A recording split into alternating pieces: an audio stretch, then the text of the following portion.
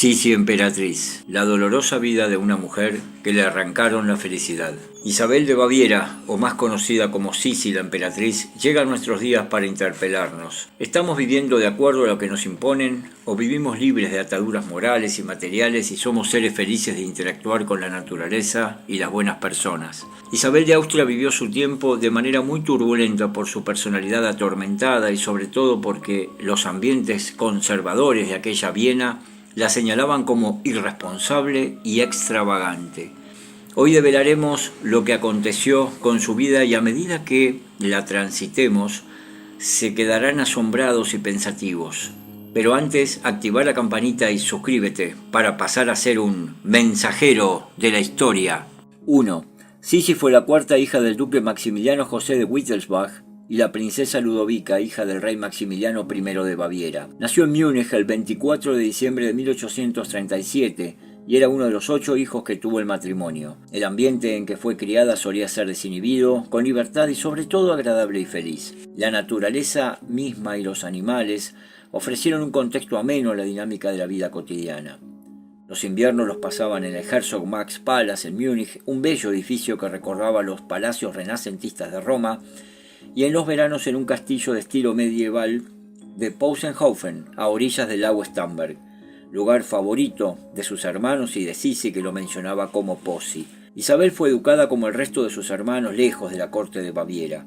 Las primeras lecciones las recibió de la baronesa Luisa Wolfen, pero no era una buena estudiante y los idiomas inglés y francés fueron de muy complejo aprendizaje, aunque el primero llegó a dominarlo. En música odiaba particularmente las clases de piano, pero sí se destacó en dibujo y poesía, donde admiró a Heinrich Heine, último poeta del romanticismo, y también a Shakespeare.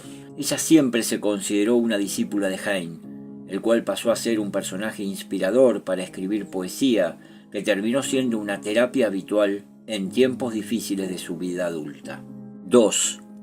Isabel tenía 11 años cuando vio por primera vez a quien sería su esposo, Francisco José, que por entonces contaba con 18 años. Sin dudas esa diferencia de edad hizo que el joven no se fijara en ella, pero sobre todo porque Austria, gobernada por su tío Fernando I, pasaba momentos muy complicados por la revolución de 1848, que lo obligaron a partir al sur del país con su familia.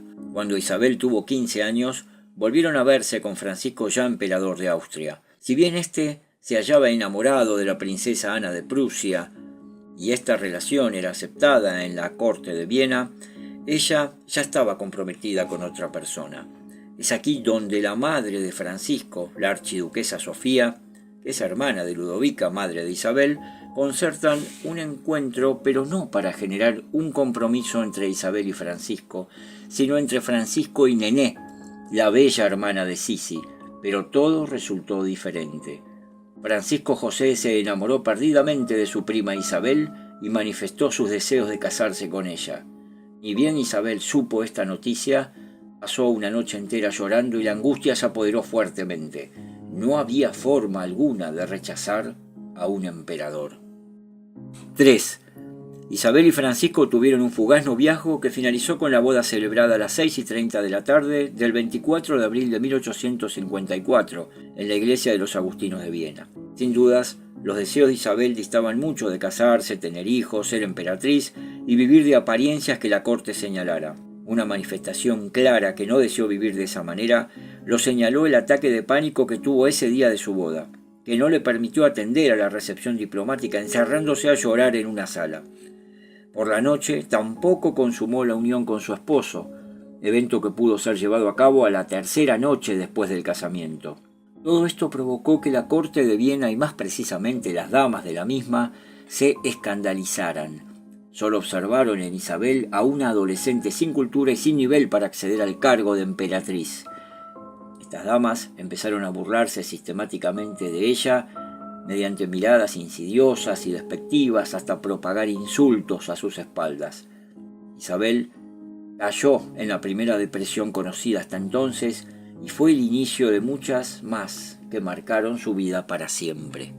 4. Algunas curiosidades de la vida de Sisi son realmente interesantes. Cuando tenía 14 años estaba profundamente enamorada de un conde llamado Ricardo que estaba al servicio de su padre, pero su madre estaba interesada en que su hija se desposara con algún príncipe de Prusia, Sajonia o Dresde en especial. Aquel hombre fue enviado al extranjero y cuando retornó estaba enfermo, muriendo al poco tiempo. Sisi admiraba mucho a su padre, aunque demasiado no se veían, pero no obstante compartía con él excursiones por las montañas, la pesca e incluso ir a nadar. Lo más curioso era cuando iban a algún pueblo cercano a tocar la cítara y bailar enfrente de las cervecerías. Toda una aventura, recompensados con monedas que les arrojaban las personas suponiendo que eran titiriteros o mendigos. Los padres de Isabel vivieron prácticamente separados y tenían una relación muy tensa.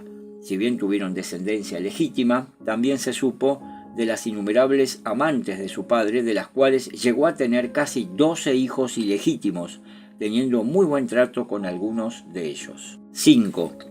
Isabel no fue considerada para nada bella, pero de joven germinó un gran atractivo, llegando a publicarse que era la mujer más bella del mundo. Empezó a aparecer en revistas de moda de la época al tiempo que irrumpía la fotografía como novedad. Su estatura era de 1,72 m, por lo tanto alta para la época. Muy glamorosa y creadora de tendencias.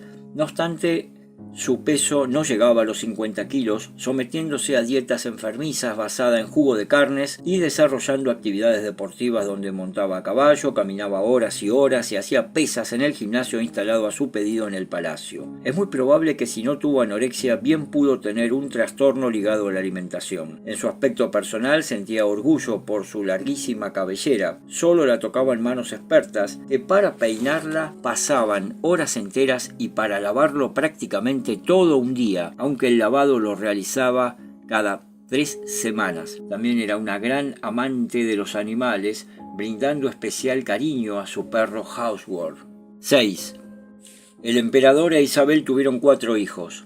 Sofía Federica, Gisela, Rodolfo y María Valeria, que nacieron entre 1855 y 1868. La relación con su suegra, la archiduquesa Sofía, fue complicada ya que criticó siempre sus hábitos, vestidos, costumbres y aficiones, y aparte tenía una personalidad autoritaria, aunque fue una mujer muy culta, políticamente activa y hasta cariñosa y pasional. Cuando Isabel tuvo su primera hija, la archiduquesa se hizo cargo de la pequeña, considerando a Isabel como incapaz para educarla. Al año siguiente, al nacer Gisela, su segunda hija, quiso hacer lo mismo, pero Isabel se impuso, cansada por tanta desvalorización a su persona, pero fue el principio de un final infeliz para la pequeña. En la primavera de 1857, y pese a la firme oposición de su suegra, Isabel llevó de viaje a sus hijas por Hungría, sin reparar en la insalubridad de algunas regiones. Las niñas se enfermaron gravemente con altas fiebres y diarrea. Gisela pudo recuperarse, pero Sofía contrajo disentería y murió. La depresión que se desplomó sobre Isabel fue terrible y la educación de Gisela pasó a manos de su suegra nuevamente. A partir de ese hecho, le fue denegada la crianza del resto de sus hijos. 7. En agosto de 1858 nació su deseado hijo varón Rodolfo y viajó por razones médicas a la isla de Madeira para recuperarse psicológicamente, pero al regresar la realidad de la rígida corte de Viena fue insoportable para ella al punto que temieron por su vida. Se dirigió a Corfú, donde se emparentó con la cultura clásica griega para volver en 1862 a Viena, ya recuperada totalmente con la condición que solo se sometería a la corte cuando fuera estrictamente necesario y dedicar más tiempo para ella misma sin estar al margen de los asuntos de Estado. Hungría luchaba por recobrar sus privilegios ancestrales, y aunque estaba integrada al imperio, Isabel simpatizaba con los rebeldes aristócratas húngaros, donde sobresalió Gyula Andrássy, un coronel del ejército que trabó amistad con Isabel rápidamente y que también se rumoreó que fue su amante. Estas situaciones la enemistaron con la corte vienesa que la emperatriz aborreció siempre. Para entonces se sabía que Francisco José tenía amantes y que la emperatriz pudo haber contraído una enfermedad venérea en ese lapso. La depresión asistió una vez más a su tensionada psiquis. 8. Hungría se mantuvo unida al imperio por contribución especial de Isabel de Baviera. Andrássy y el emperador llegaron a un acuerdo y el país magyar recobró su condición de Estado constitucional bajo el contexto de un imperio austrohúngaro. ambos soberanos con regímenes y gobiernos distintos, pero unidos bajo una sola corona. Fue así que el 8 de junio de 1867, Isabel y Francisco se coronaron como reyes constitucionales de Hungría. Un año después, nació la última hija del matrimonio, María Valeria, que fue sin duda la más querida por ella, principalmente porque pudo criarla lejos de la intromisión de su suegra, que fallecería en 1872. Pasó largas temporadas en el castillo barroco de Godolio, en Hungría. Allí las actividades se desplegaron con mucha lectura, cacerías y paseos a caballo, en forma permanente. Cuando Gisela se casó y Rodolfo inició su formación militar, Sisi y su hija viajaron por el Mediterráneo, las Islas Británicas y buena parte de la Europa Central, con el nombre ficticio de Condesa Hohenems. La vida de Sisi pareció encarrilarse, disfrutando de los viajes y también de una relación cordial entre ella y su esposo. Pero esta estabilidad emocional pronto se haría añicos y la emperatriz perdería su cabeza para siempre. 9. Isabel fue ferviente defensora que sus hijos se casaran por amor y no por cuestiones políticas y conveniencias. Así tuvo la oportunidad de casarse María Valeria, pero presagió tinieblas en el matrimonio de su hijo Rodolfo con Estefanía de Bélgica. Isabel siempre la juzgó de arribista y ambiciosa, y aparte la mujer era católica, conservadora y tradicional, o sea que estaban las antípodas de Isabel y también de Rodolfo, que era un joven liberal, inconformista y apasionado de la ciencia. Pronto ese abismo ideológico se hará evidente y pese a tener una hija en 1883, Estefanía acusó una enfermedad venérea contagiada por su esposo y de esa forma quedó estéril. Rodolfo quedó relegado en el espacio político y matrimonial y se relacionó con la baronesa María Betzera, iniciando un idilio que tuvo como final el día 29 de enero de 1889 en la residencia real de Mayerling, muy cerca de Viena. Allí, Rodolfo le disparó a su amante dándole muerte para luego suicidarse con otro disparo.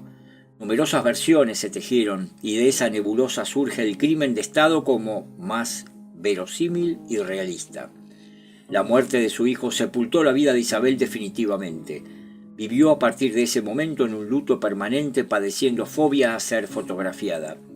En esta última etapa casi no visitó a su marido en Viena, pero la correspondencia que mantuvo marcó una relación cordial y hasta cariñosa. Como si quisiera huir de las situaciones que traumatizaron su vida, emprendió viajes más que nunca y para ello compró un barco de vapor llamado Miramar, recorriendo el mar Mediterráneo, pasando por la Riviera Francesa, que era uno de sus lugares favoritos. También visitó Ginebra en Suiza, Bad Ischl en Austria y en Corfú, donde construyó un palacio. Como si fuera poco, aprendió griego con un profesor particular, y Portugal, España, Marruecos, Argelia, Malta, Grecia, Turquía y Egipto fueron parte de su profusa agenda de viajes. 10.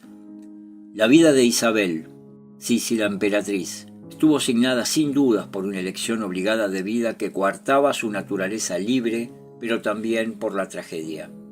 Había tenido que soportar casarse por interés familiar, a una corte vienesa que siempre la detestó, las desgracias de su hija Sofía y su hijo Rodolfo, pero la viajera que huyó de sus penurias para hallar algo de oxígeno de vida, llegó al 10 de septiembre de 1898 a su morada final. Mientras paseaba con una de sus damas de compañía por el lago Leman de Ginebra, Luigi Lucchini, un anarquista italiano, se abalanzó sobre ella fingiendo un tropezón y asestó un fino estilete en el pecho de ella, que no comprendió lo que sucedió al punto de seguir la ruta hacia el barco donde se sintió mal y se comprobó la herida que le provocó al final la muerte. Lucchini fue arrestado y declaró que su objetivo era el príncipe de la Casa de Orleans, pretendiente al trono francés, pero al ser cancelada su visita halló la popularidad deseada atacando a la emperatriz de Austria dándole muerte. En un poema escrito por ella se resume perfectamente lo que habitaba en su alma. Ojalá nunca hubiera dejado el sendero que a la libertad me había de conducir. Ojalá no me hubiese extraviado por las avenidas de la vanidad. Desperté en un calabozo, con las esposas en las manos. Mi nostalgia crece día a día y tú, libertad, me volviste la espalda. Desperté de una embriaguez que tenía presa mi alma y maldigo en vano ese momento en que a ti, libertad, me perdí.